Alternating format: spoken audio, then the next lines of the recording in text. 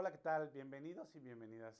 Esperemos que estén muy bien y que vayan a disfrutar esta charla que vamos a tener precisamente sobre aproximaciones históricas de la gestión cultural. Bueno, como algunos de ustedes saben, la gestión cultural es una profesión o es una disciplina que está generándose, surgiendo, que se ha desarrollado y fortalecido en los últimos 20, 30 años, que ha tenido un proceso histórico muy interesante. En ese sentido, es por eso que hemos decidido compartir con ustedes esta charla que está relacionada precisamente con estos elementos, ¿no? De discutir, platicar, conversar sobre la gestión cultural, cómo se ha ido desarrollando, cómo ha surgido, cómo se ha ido documentando, institucionalizando. En ese sentido, una cuestión importante es precisamente revisar el proceso histórico, ¿no? Tanto de su surgimiento, qué estamos ahora y hacia dónde vamos. Todo proceso, cuando lo revisamos hacia atrás, podemos darnos una idea de hacia dónde va. Y precisamente para ello es que están aquí presentes como parte del diálogo dos personas que se han dedicado a estudiar parte de la historia de la gestión cultural. Por una parte tenemos una investigadora que es parte de la UDG Virtual y que ha trabajado un proyecto que ya nos estará platicando a detalle relacionado precisamente con la historia de la gestión cultural en México. Ella es Blanca Brambila.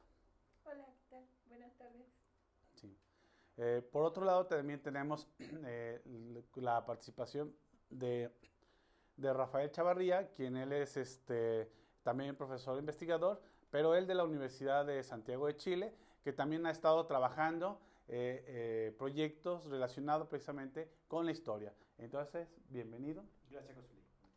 Y bueno, la idea es que tanto de un lado como de otro, tanto de México como de Chile, hay una serie de experiencias, de proyectos que, que han estado documentando y que han estado problematizando sobre este desarrollo histórico de la gestión cultural. Hay algunas cosas que tienen sus peculiaridades, sus particularidades, y otras que tal vez haya sus diferencias. Parte de esto, tanto de visualizar el proceso general como cada uno de ellos, y tal vez la comparación entre algunos es parte del objetivo de esta charla. Y bueno, para empezar, a lo mejor podemos hacer una primera ronda comentando pues su primera impresión con respecto a cómo ven la gestión cultural en manera general y sobre qué elementos son los que habría que poner sobre la mesa para poder hacer estos breves apuntes de lo que tendría que ser la historia de la gestión cultural. ¿Empezamos, Blanca?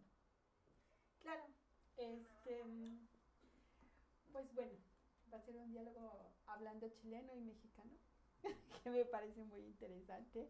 El tono que identificar los tonos que tenemos los académicos cuando hablamos aparentemente español todos, pero en fin. Yo creo que el interés que algunos gestores culturales hemos tenido en relación a la documentación histórica de la gestión cultural se ha dado más que nada, hablando en mi caso, por una necesidad de conocer el origen, de entender el cómo y el para qué llegamos a donde estamos o por qué estoy haciendo gestión cultural y quién antes que yo hizo lo que yo estoy haciendo o quién se equivocó primero y cómo podría resolver los problemas que a lo largo de mi trabajo como gestora cultural me llegué a enfrentar. Fueron como cuestionamientos que me fui haciendo a lo largo de mi quehacer cotidiano como gestora cultural. En un inicio fue la promoción a la lectura, que fue donde yo inicié como gestora cultural. Y de ahí, bueno, me fui dando cuenta, dada mi formación como licenciada en letras, que había toda una serie de acontecimientos que fueron marcando de alguna manera las políticas públicas de gestión cultural. Y en ese sentido, bueno, pues era así como conectar un dato con otro y esos datos conectarlos con una acción concreta o cuestionar el sentido de una política pública, hablando de la promoción a la lectura, y conectarla con lo que estaba pasando en el contexto. esos ejercicios de manera muy intuitiva los fui haciendo, sobre todo porque en un determinado momento me vi involucrada en el inicio de una política pública que aún subsiste en este momento en el país, que fue el Programa Nacional de Salas de Lectura.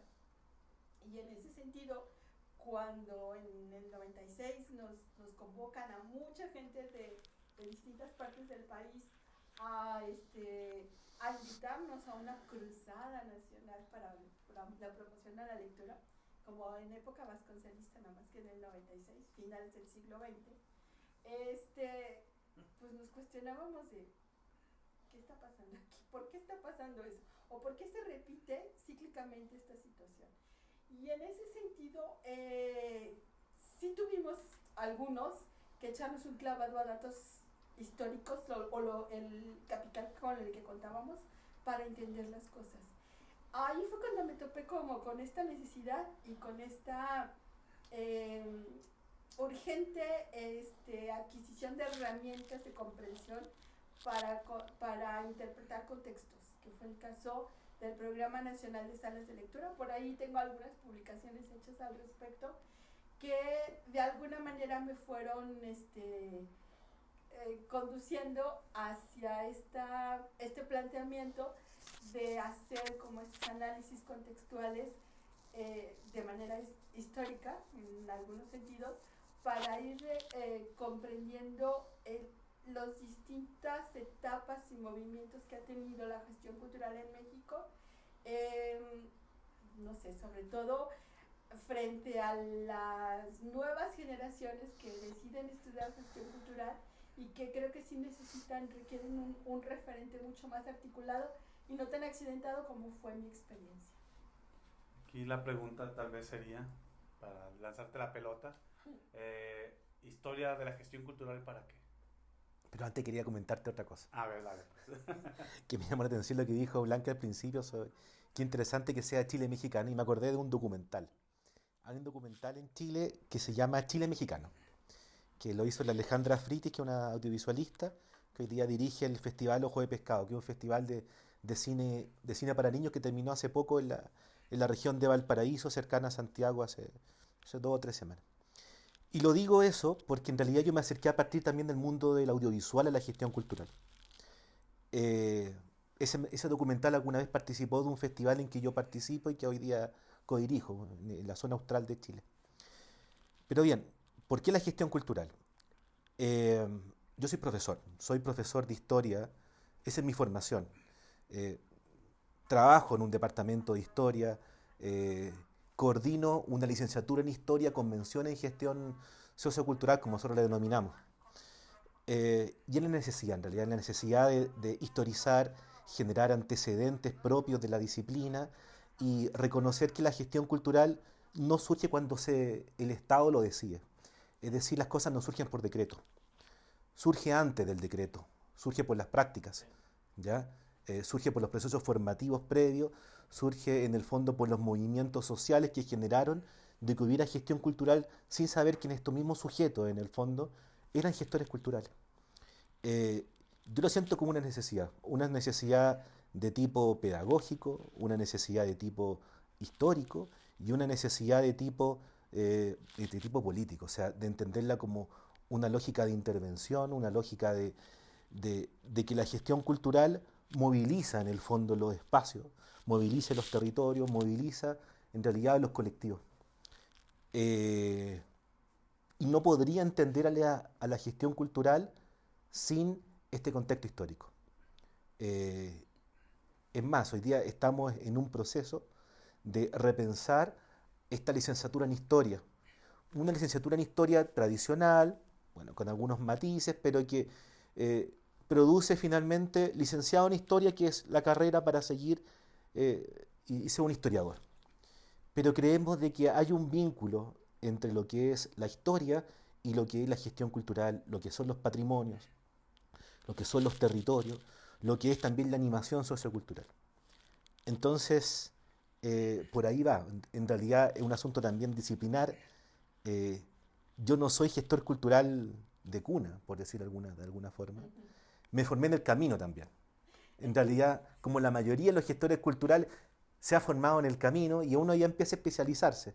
Pero uno después busca ciertos vínculos. Mi vínculo fue con la historia por la disciplina primaria. Otros pueden ser por el mundo de la literatura, el mundo de las artes visuales. Y por qué no decirlo también, podría ser el mundo de la ingeniería, o sea, una visión más econométrica de entender la gestión cultural a partir de la administración. Es que yo creo que, bueno, en mi experiencia no hay cuna. Bueno, o no ha habido cuna así explícita en lo que yo conozco, en lo que he ido documentando de manera muy empírica. Ahora estoy estudiando un diplomado en historia en el Colegio de Jalisco y me doy cuenta que, bueno, sí me ha implicado en una definición metodológica, una postura frente a cómo historiar también, pero en mi práctica creo que yo no identifico una cuna, o sea, de eso de ser un gestor de cuna. Probablemente los chicos que están egresando, las nuevas generaciones, sí lo pueden decir en algún momento, ¿no? Ya los que estudiaron la licenciatura en gestión cultural en tal o cual universidad, yo creo que sí. Los que venimos de otro ámbito académico, pues yo tengo múltiples camastros. Sí, entonces yo creo que perdón. Sí, no. Y en ese sentido, recordando un poco algunas de las cosas que he ido documentando, en la posguerra, en América Latina, hubo un fenómeno muy interesante a través de la diplomacia mexicana y de Chile y de Argentina, en donde esos políticos intelectuales diplomáticos se metieron a hacer gestión cultural, ¿no? Ahí está Gabriela Mistral, ahí está Neruda, ahí está Hugo Gutiérrez Vega, jovencísimo, que bueno, uno de nuestros grandes universitarios. Tenían otra formación, se metieron al mundo diplomático y desde el mundo diplomático Jaime Torres Bodet empezaron a hacer gestión cultural o promoción cultural o como le quieran llamar en las distintas etapas históricas. A mí ese es un fenómeno que descubrí a través de Torres Bodet y que al ir leyendo algunos de sus textos y una autobiografía me doy cuenta, alcanzo a entender cómo esa diplomacia en la posguerra, cuando hay un desarrollo económico importante en América Latina, por los contextos que se dan, se da como este fenómeno. Y ahí, bueno, voy marcando como pautas que se pueden retomar, ¿no? Y que, no sé, me encantaría que desde la licenciatura en Relaciones Internacionales que tiene el CUSH, hubiese investigaciones de qué papel han tenido los diplomáticos al fortalecer una disciplina como la gestión cultural.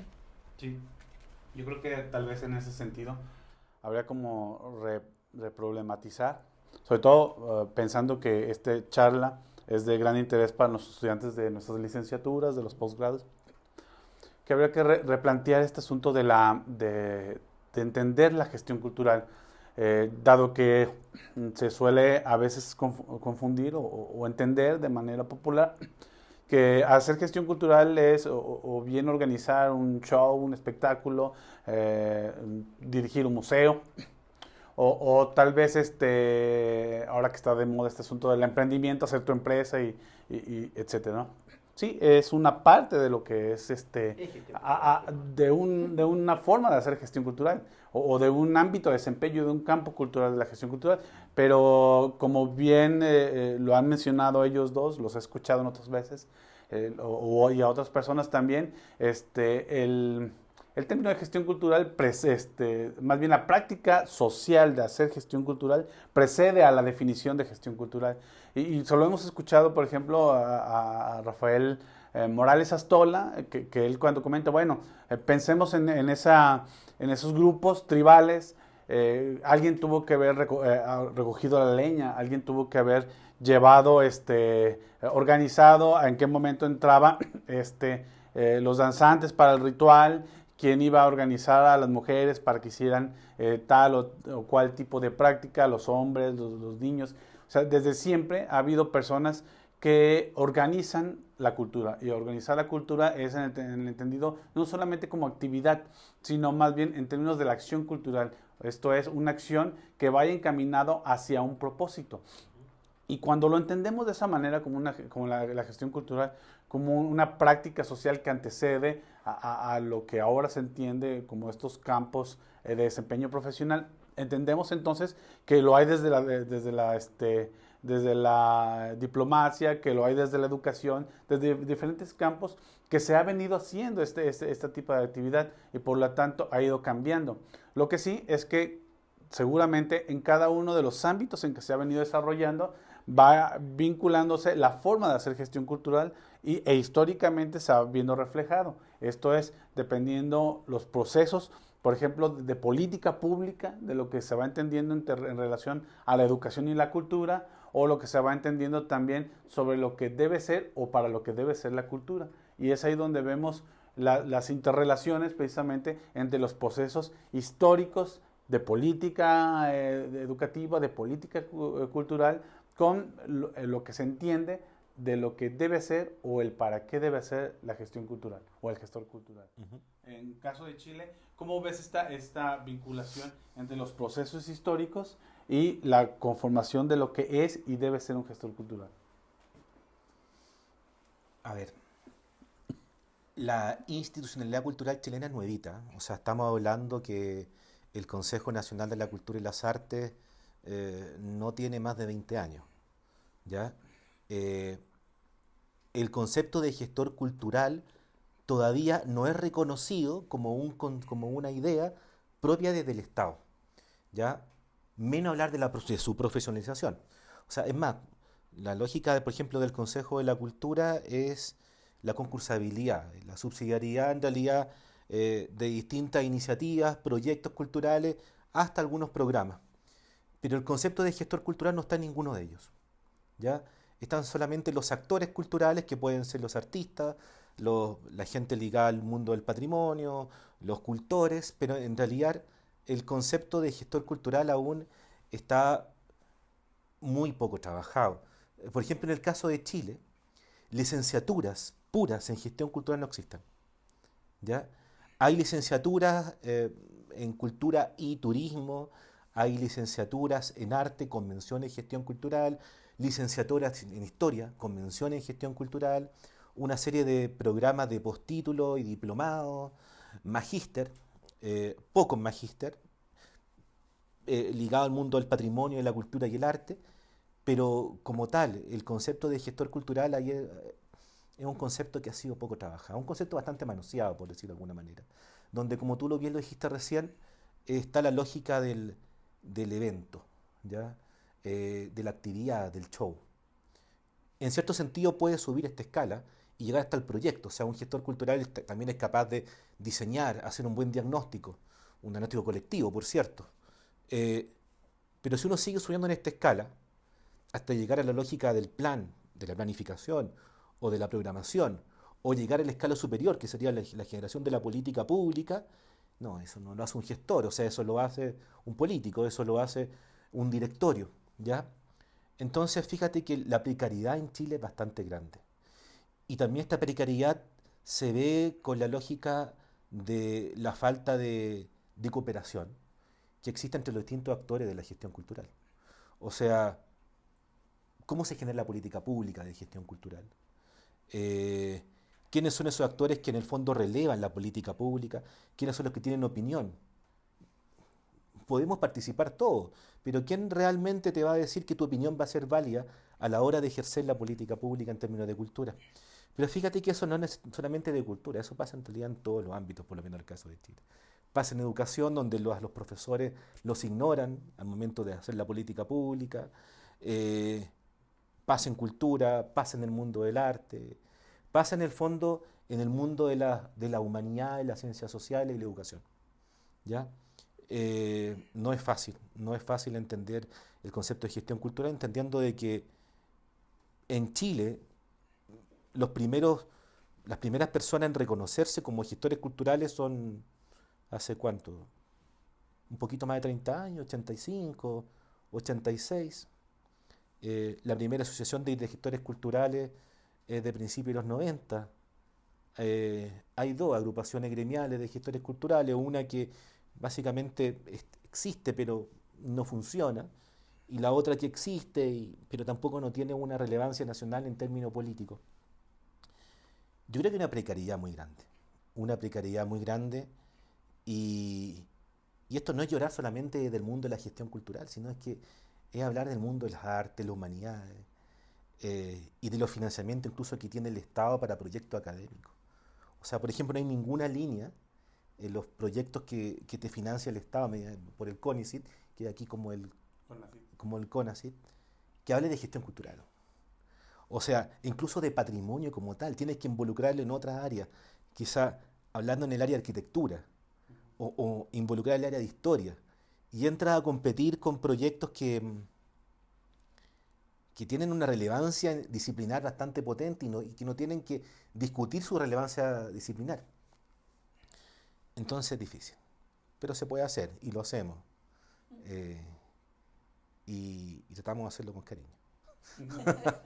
En el caso de México. Y hay que picar piedra. Y yo creo que Sí. también una parte importante del trabajo de carácter medio histórico, porque me reconozco que historiadora de closet, estoy saliendo de closet como historiadora, creo. Espero llegar a tener al menos un cierto rasgo. Yo me doy cuenta que coincido con este panorama que presentas en Chile, que es muy, muy parecido en algunas cosas con México, y que para los que estamos en el ámbito académico formando gestores culturales, al menos eso es un compromiso que yo he asumido. Sí es importante como recuperar esas voces y esas trayectorias, y sumarme a trabajos que han hecho otros, sobre todo a través de las historias de vida, ¿no?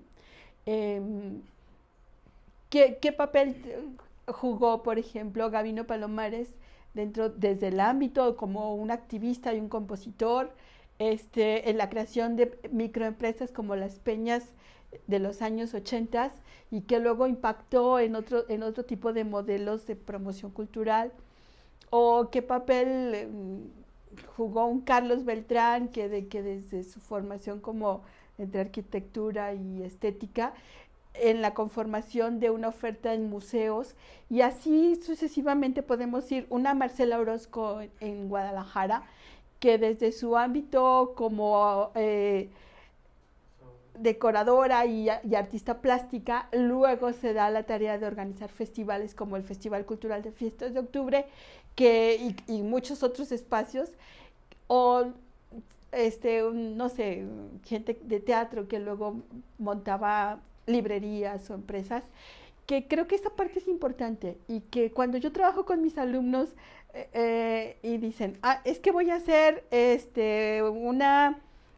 un taller o círculos de lectura en el municipio de Zapopan, a ver, muy bien, sí, pero ¿cuántos antes de ti ha habido? Es más, no solamente cuántos, sino de los que hubo antes, ¿quiénes lo hicieron? ¿Por qué lo hicieron? ¿Dónde está esa gente? ¿Para qué lo hicieron? Y entonces los obligo un poco a hacer como, para irse más allá del diagnóstico primario, y buscar datos, a tal grado que en este momento hay una estudiante de nuestra licenciatura que está trabajando en la conformación de una genealogía de las políticas de promoción a la lectura en Jalisco. Entonces, ¿de dónde vienen? ¿Quiénes lo han trabajado? No solamente en los tiempos recientes. O lo que hizo Jade Ramírez, que a través de una investigación de 5 años de estar entrevistando a promotores y gestores culturales, armó una colección y un programa de radio que fue Rutas de Vida, que aquí tenemos 2 de los discos donde se compilan estas entrevistas, y que encontramos testimonios de personas que incluso algunos ya murieron, y que marcan una pauta y una visión de para qué hacer promoción cultural en los años 50, 60, 70, 80, y con qué herramientas contaban, ¿no? Entonces, ahí es donde yo creo que sí sería necesario, y a mí me encanta la experiencia que tienen ustedes en Chile, en tu universidad, de abordar la gestión cultural desde el ámbito histórico. Y yo sí creo que también ese abordaje tiene que vincularse con los distintos ámbitos que tiene la gestión cultural o incluso con otras disciplinas académicas. Sí, yo creo que el énfasis en la historia, pero tiene que dialogar con las ciencias sociales, eso es evidente. Claro que hay un momento de tomar decisiones, porque uno no puede ser un gestor cultural ligado al mundo del arte, ligado al mundo del patrimonio, al mundo de la música, y además pensar históricamente la gestión cultural. Hay que decidir, o sea, ya hay que especializarse en un área. Entonces, claramente hay falencias, por ejemplo, en nuestro programa de gestión del arte. Tenemos buenos profes, pero, pero claro, o sea, no vamos a entrar a sentarnos de igual a igual a un gestor cultural que tiene una base en artes visuales, donde él va a ser precario en términos patrimoniales o en términos de intervención territorial. Entonces, también hay que tomar decisiones. Yo creo que y también hay que especializarse en los mundos de la gestión cultural, dependiendo las disciplinas de dónde provienen.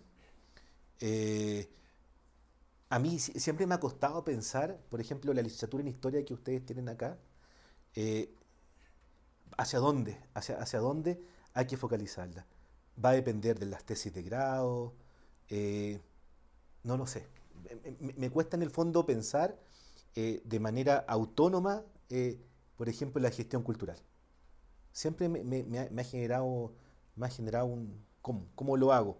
Interesante, o sea, me encantaría tener una licenciatura en gestión cultural en Chile, y no a mí, sino que a muchos, que lo hemos discutido. Pero, pero también hay asuntos de trayectoria histórica que en el caso de Chile hay cosas muy distintas al caso de México, a pesar de que hay lógicas de cooperación, lógicas de diplomacia, etcétera. Retomo un poco lo que dije al principio de este documental Chile Mexicano de la Alejandra Fritti. En ese documental relevan una fiesta popular, si mal no recuerdo, de la Virgen de Guadalupe, en un lugar del sur de Chile. Me parece que es Chanco, no me acuerdo bien. Y toda la gente se viste como mexicano tradicional. Se escuchan rancheras, adornan las calles con papeles, como ustedes también lo hacen, por ejemplo, el Día de Muertos. Y es entrar a un pueblo mexicano. Es impresionante. Y eso está a 3 horas de la capital de Santiago. No hay que tomar un avión 8 horas para llegar en el fondo ADF. Y claro, y si uno va, por ejemplo, en el sur de Chile, que por ejemplo la música popular sería la cueca, que es la música tradicional, o la cumbia, que también hay una influencia colombiana en ese sentido. Pero la gente en el campo, en la zona rural, escucha ranchera. O sea, hay un énfasis en escuchar música mexicana en Chile, en todo el sur. Entonces, eso también fue parte de una política cultural, una política pública que fue pensada, como tú ya lo dijiste, en la posguerra. O sea, el traer, por ejemplo, fue Alfaro Siqueiro, estuvo en Chile. Sí. Pintó unos murales en una escuela, se creó un centro cultural en el sur de Chile, en Puerto Montt, que es la Casa del Arte, no me acuerdo cómo se llama, pero la Casa del Arte de México. Entonces, hay una política pública basada en la cultura de pensar lo mexicano en Chile. Potente. Y así como ustedes vienen a indicarnos, tú bien indicaste delante, lo mexicano, lo español, ha tenido una influencia importante en la gestión cultural. O sea, Sí. por ejemplo, hace poquito, la semana pasada, se murió Pepe Balme, José Balme. José Balme, un pintor español, perdón, un pintor catalán, que llegó en el Winnipeg, después de la guerra civil. De España se lo trajo Neruda en un barco, y también se trajo varios intelectuales. Bueno, él era chiquitito en ese tiempo, no superaba los 20 años. Pintor, eh, fue director del Museo de la Solidaridad durante el gobierno de la Unidad Popular, Premio Nacional de Arte, un referente, en realidad un referente en el mundo del arte actual, por lo menos en el caso de Chile. Entonces, y que también fue un gestor cultural. Un gestor cultural que estoy hablando de la década del 50. Que no se reconoce como un gestor cultural, se reconoce tan solo como un artista. Pero fue un interventor, fue un político, fue una persona que organizó, fue una persona que administró, que pensó en la generación de audiencia, que pensó no solamente en términos del show, sino que también pensó en términos programáticos. Así que bueno, el asunto es complejo. Yo creo que hay que complejizarlo aún más. Claro. Y el papel de las migraciones son muy importante, y este tránsito natural, yo quiero llamarlo así, natural, que ha tenido México con América del Sur, sobre todo con América del Sur, y en un momento también con Centroamérica, y también España, son fenómenos que han ido articulando políticas públicas, como fue el caso del exilio español en México, hablar de promoción cultural, y de esas políticas que se articularon en finales de los 30 y los 40, no se pueden entender sin el exilio español, soportado por el presidente Lázaro Cárdenas.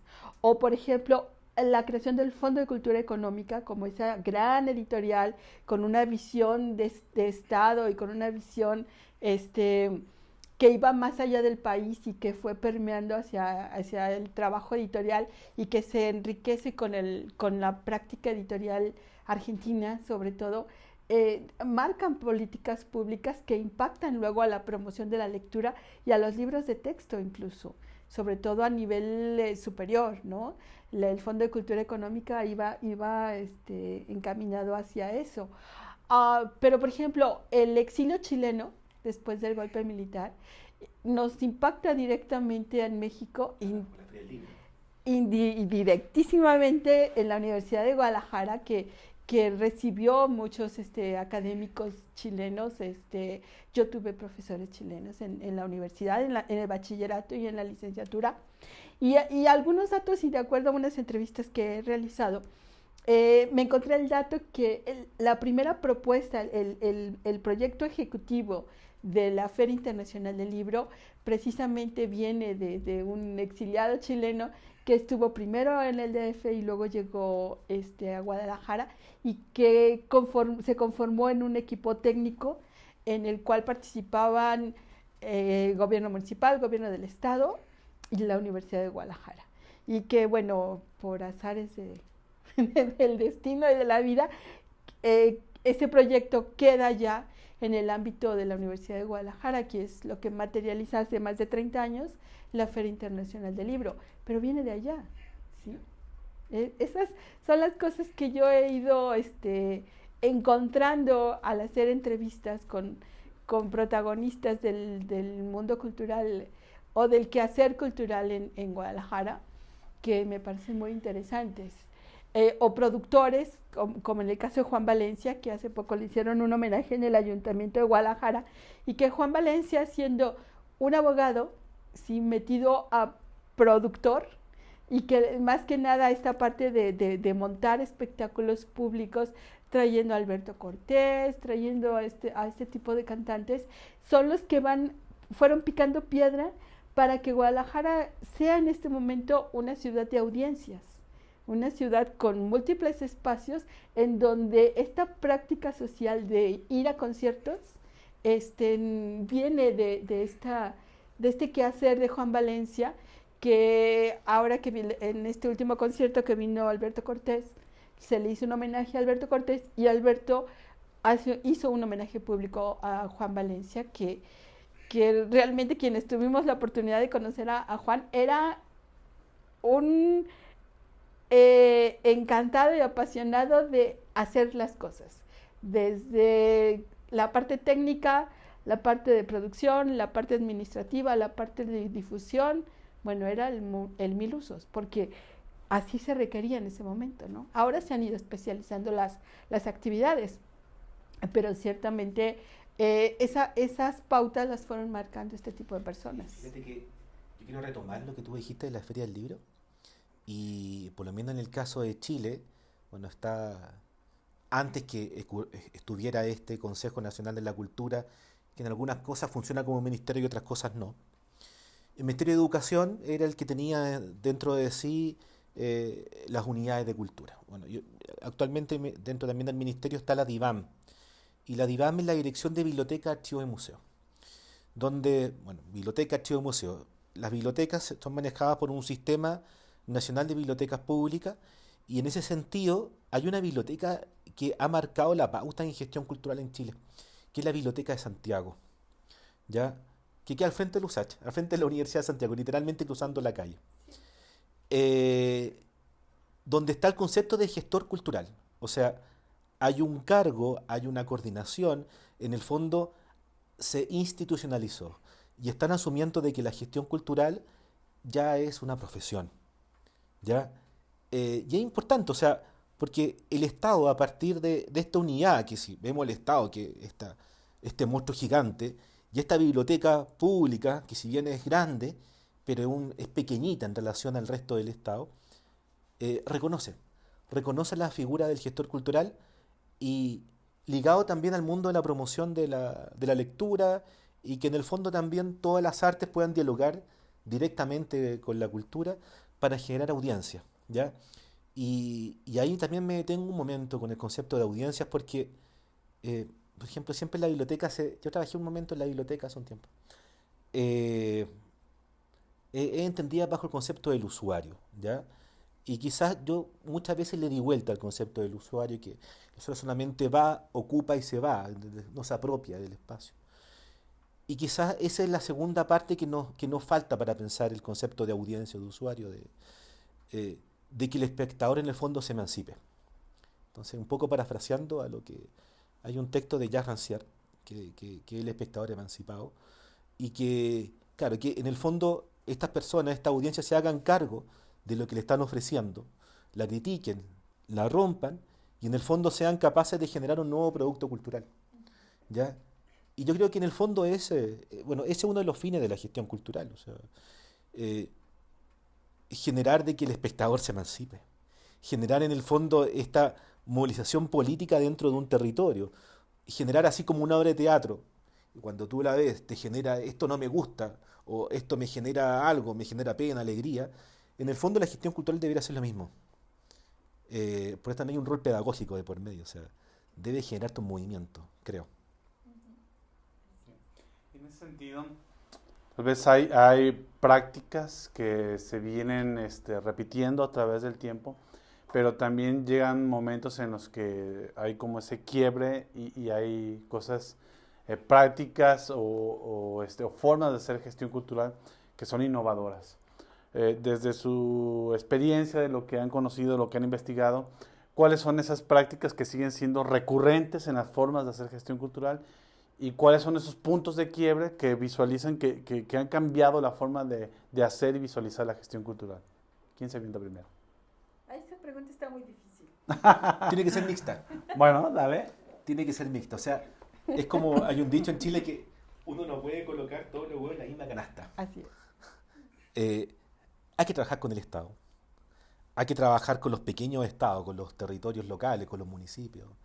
Hay que trabajar con el mundo empresarial, ¿por qué no? Pero no con todo el mundo empresarial. Creo de que eso es muy importante reconocerlo, porque en el fondo hay ciertas puertas que uno atraviesa, se cierran por dentro y después uno no puede devolverse. Y es complejo, porque ya no puedes nuevamente caminar por la senda que lo hiciste anteriormente, o la semana pasada, o el año pasado. Entonces, el mundo empresarial tiene que ser un actor relevante dentro de la gestión cultural. Estoy hablando de los pequeños empresarios, los medianos empresarios, el comercio local. No estoy hablando no sé, de la Coca-Cola, de la Telefónica. No me refiero a eso, aunque también podría ser. El tercer sector, ¿ya? Lo que conversábamos delante, el tercer sector, todo el mundo que no genera lucro en el fondo. Pero yo creo de que tiene que ser una lógica mixta, una lógica asociativa. En este mundo, por lo menos en Chile, donde los recursos son muy escasos, hay que buscar asociarse con otro tipo de instituciones y generar redes. Yo creo que esa es la gran lógica de la gestión cultural, la asociatividad, la generación de redes y trabajar de manera mixta. Estado, empresa, ciudadanía, tercer sector. Yo coincido con esta visión que tienes. Agregaría en el caso de qué es lo que está sucediendo en México. No sé, ahorita que me preguntas, ¿dónde hay como un rompimiento y un nuevo paradigma? pensaba en la comunidad de Cherán y cómo ha articulado un modelo desde sus usos y costumbres, desde sus prácticas comunitarias en Michoacán, y cómo han ido en un autogobierno consensado con la comunidad y negociado con las instancias de gobierno, tener ese control y esas decisiones propias de sus recursos naturales, desde sus dinámicas sociales, y están articulando, bueno, pues un modelo de gestión muy interesante, no solo de gestión cultural, sino un modelo integral de forma de vida, articulando una forma de vida desde sus tradiciones. Me parece que eso es bien importante. Pero yéndonos hacia otros ámbitos, no sé, pienso en lo que está trabajando Lucina Jiménez, que viene desde la antropología, que tiene una información como bailarina, que ha sido funcionaria pública, que conoce desde los intestinos al Conaculta y a la Secretaría de Cultura. Ella ha ido articulando con distintas comunidades y los distintos sectores y con las empresas para conformar un consorcio como Conarte, en donde se hacen intervenciones directas, sobre todo solventando o articulando estrategias para contrarrestar los impactos que tiene el crimen organizado en las distintas ciudades de nuestro país, siguiendo un poquito el modelo que se vivió en Colombia, pero ahora sí que articulándolo al contexto mexicano y haciendo como esta confluencia de artistas, de gestores, de gente de la comunidad, de políticos, de recursos, y está articulando estas estrategias que son emergentes. Pero también pienso en que en este momento los jóvenes, los millennials, que están ya en otra dinámica, que son nativos digitales, que ya no tienen como esta distancia muy marcada con el Estado y con lo anterior, están articulando estrategias de proyectos que desde se hacen los fondos, las fondeadoras sociales, que están apoyando proyectos e iniciativas de los mismos muchachos, ¿no? Pero que también están trabajando con las comunidades. Pienso en lo que está pasando ahorita en La Barranca, con todos estos grupos sociales que son de los habitantes de La Barranca de Oblatos, que se están articulando en organizaciones de barrio, de colonias, pero con una misma causa, ¿no? Que es decidir sobre el patrimonio natural que se tiene en La Barranca de Oblatos, que es uno de los patrimonios que tiene la ciudad y que históricamente los funcionarios públicos y la sociedad en general siempre hemos estado de espaldas a La Barranca. Y cuando se hace esta pregunta de qué debería de ser La Barranca, si tenemos que poner un museo de arte moderno, que es un proceso totalmente violento, de iniciativa privada de violentar el espacio público de esos habitantes de la ciudad, bueno, pues el cuestionamiento es: no queremos un museo de arte, no lo necesitamos. Nuestra Barranca en sí misma es un museo de arte natural, ¿sí? Es un gran corredor biológico y como tal deberemos y queremos y hemos intentado vivirlo así. La idea sería que toda la ciudad viviera así La Barranca. Entonces, esto es lo que está pasando en este momento y eso es lo que yo me voy dando cuenta y he ido articulando, como siguiendo la pista de estos grupos y documentando un poco cuándo surgen, qué están haciendo, cómo surgen, desaparecen, se reactivan y confrontan a los gobiernos municipales en este caso y los grandes intereses económicos de las inmobiliarias en este momento, ¿no? Sí, ahorita escuchándote me hace recordar. Me ha tocado participar en varias ocasiones como evaluador de esos programas de fondos, ¿no? Fondos de proyectos. Me llama la atención como la forma en cómo están planteados muchos de los proyectos que me ha tocado leer. Y había unos, incluso se podían ver en términos generacionales. Veía proyectos de personas que estaban más o menos, no sé, entre los 40, 50 años más o menos, que están, que se planteaban proyectos que llegaban a esos fondos, en el que se decía, no, es que es importante ese tipo de proyectos porque el arte y la cultura juegan un papel importante en el desarrollo humano, ¿no? Y es importante y sería importantísimo que el Estado pudiera financiar este tipo de proyectos. Es como la fundamentación. Luego veía otros, más o menos otros entre los, no sé, 30 y 40, en el que ya no hablaban tanto, o sea, el énfasis no estaba tanto entre la importancia del arte y la cultura para el desarrollo, sino decían más bien, estamos presentando un proyecto de gestión cultural que va enfocado hacia generar procesos y productos, ¿no?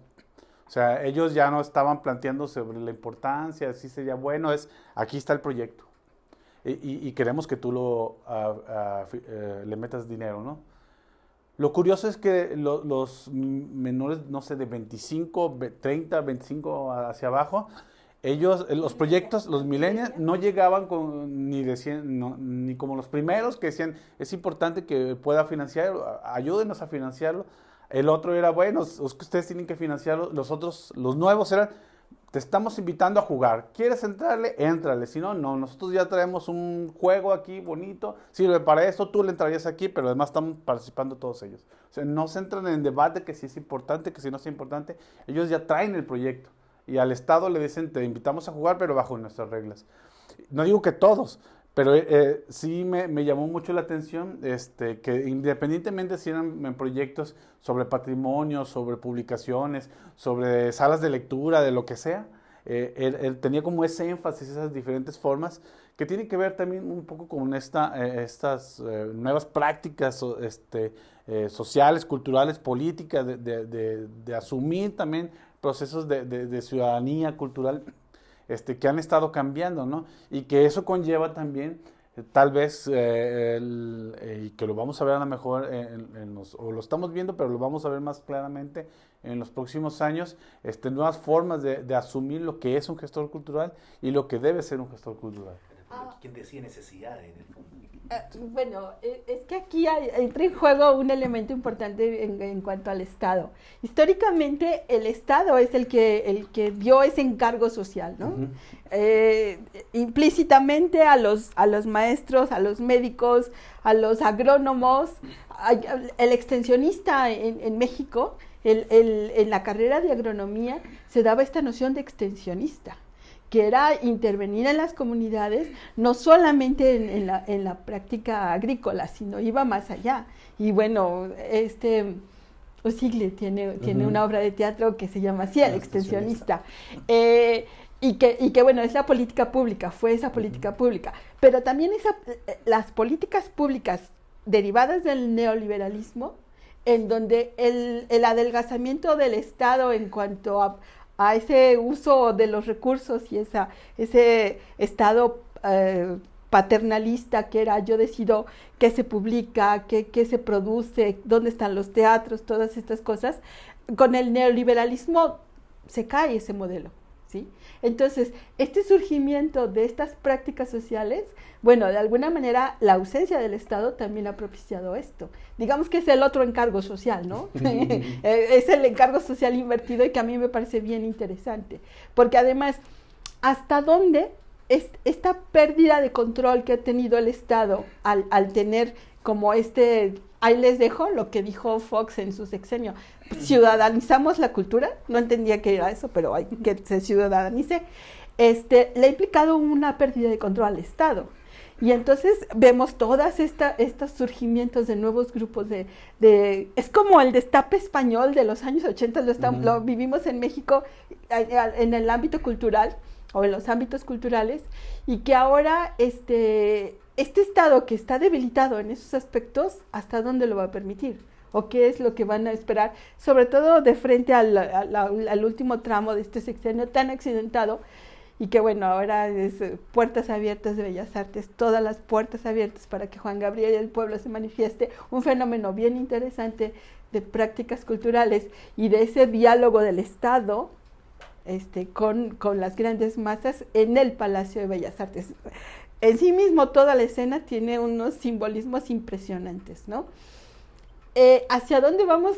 No lo sé, porque los empoderados ya están empoderados y esos son jóvenes y en este momento el grueso de la población mexicana son los jóvenes, ¿sí? Nunca como antes hemos tenido en este momento en México tal cantidad de jóvenes, ¿no? Pero que estos también van a envejecer y que la población que viene detrás de ellos no es tan numerosa como en este momento. Entonces yo sí, en esta interpretación de contextos que hago, pues creo que el caldo de cultivo está muy interesante. Es retomar en el fondo a la cultura en la lógica de los derechos, no tan solo como un uso y un consumo.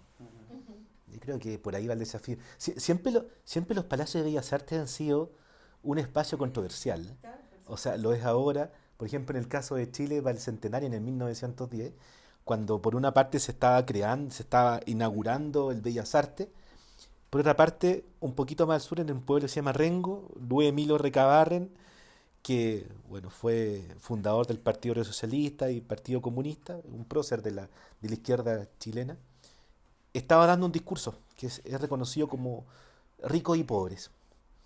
Y él habla en el fondo del centenario y comenta sobre la importancia de la higiene, la importancia de la educación, la importancia de los derechos del mundo obrero y reconocerse como clase. Entonces es interesante como en 100 años ha modificado, que para el mundo de la historia 100 años no es nada, como ha cambiado en el fondo esta lógica. Por un lado, la élite en el Bellas Artes y por otra parte, los obreros, los pobres, la clase de abajo, está ahí discutiendo en torno a lo que también es cultura. 100 años después, pasa aquí en México, que en el Bellas Artes se abre en el fondo a lo popular. Se abre ya no solamente al mundo de la élite, sino que a lo popular. Y en el caso de Chile también, porque en la actualidad, por ejemplo, hay una exposición del Mono González. Hay una exposición del Mono González que es uno de los pintores del mundo de la izquierda, por decirlo de alguna forma, que tuvo un papel relevante durante la Unidad Popular, lo siguió teniendo durante la dictadura y también después la postdictadura.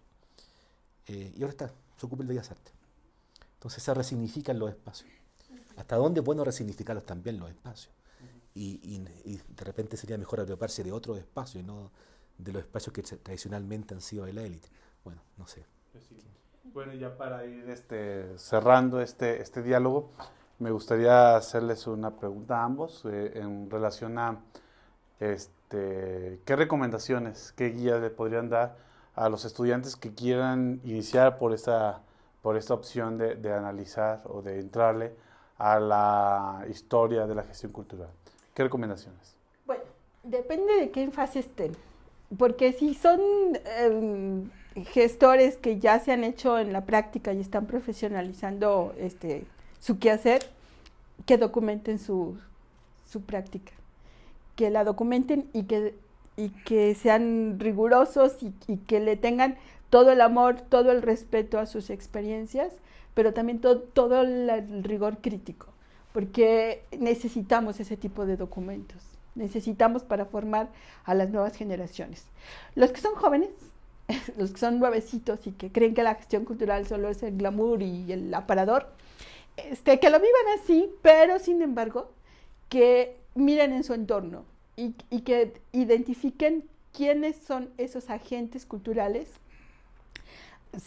asúmanse como promotores, gestores, animadores, y que los miren con este rigor también metodológico y que documenten esas experiencias. Eso es básico, porque necesitamos armar puentes de comunicación entre generaciones y necesitamos articular también estrategias de transmisión del conocimiento empírico. Eso es fundamental.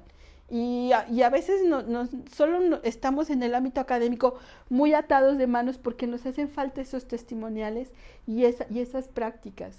Y yo sí creo que, bueno, tenemos que incluir como esas materias optativas para enseñarles a las nuevas generaciones a hacer como esta documentación, de documentar historias de vida, y a los que ya tienen kilometraje, bueno, a que sistematicen su experiencia. Yo es lo que haría, y con los académicos, bueno, que también tengamos como este rigor, y nos permitamos a tener estas visiones más articuladas de interpretar contextos, que creo que es básico. Y que, bueno, luego a veces me pregunto, ¿yo dónde aprendí a hacer esto? No tengo la menor idea, pero creo que es básico tener como estas miradas complejas para poder entender los fenómenos de manera general, de manera parcial y en momentos y con personajes claves.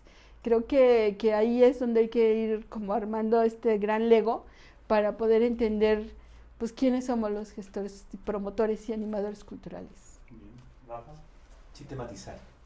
Yo creo que la gran palabra es sistematizar lo que se hace, no tan solo los éxitos, sino también los fracasos.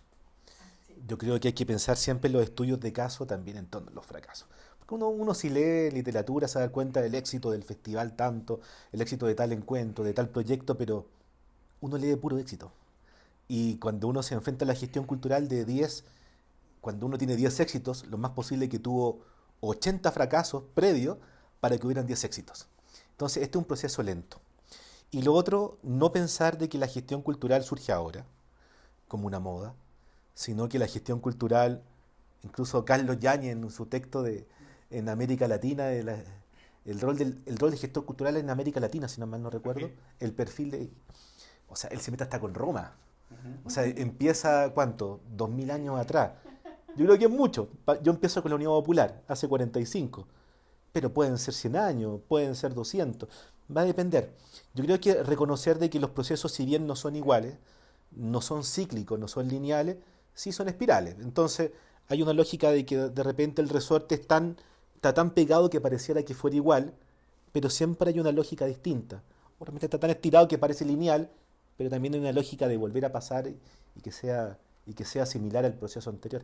Entonces, yo creo que es reconocer y leer. Yo creo que hay que leer historia, hay que hacer buenos diagnósticos, sistematizar fracasos, sistematizar errores y escuchar. Bueno. Y ser humildes. Pues muchas gracias por participar. Y los invitamos precisamente a que puedan también ustedes participar en el foro que existe en la página. Pueden poner sus comentarios, pueden hacer discusiones, aportaciones. La idea es que a comparación de la televisión, que se transmite una vez y ya no se vuelve a transmitir, lo pueden escuchar cuantas veces lo necesiten y discutir cuantas discusiones se tengan que abrir. Así que pues muchas gracias y nos vemos en la próxima que tengamos que vernos. Adiós. Adiós.